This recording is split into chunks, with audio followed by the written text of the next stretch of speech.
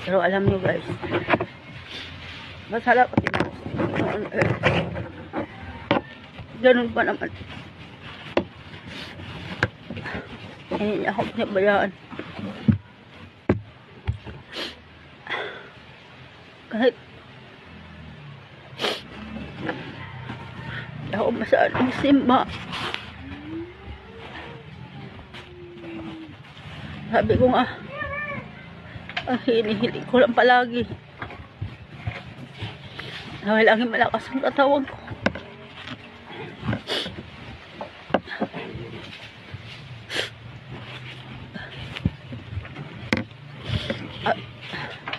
At bigyan ba ako ng mahaba pang buhay.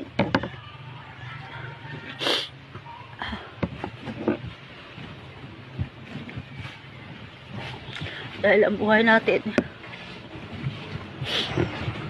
sarap lang. Kaya habang nabubuhay tayo, ba't tayo masyadong mapag-ano sa kapwa natin? Kung mayroon tayo, tumulong tayo. Huwag tayong masyadong mayabang. Kasi ang buhay ng tao ay hiram lang. Okay tayo ngayon, bukas hindi natin alam kung anong mangyayari.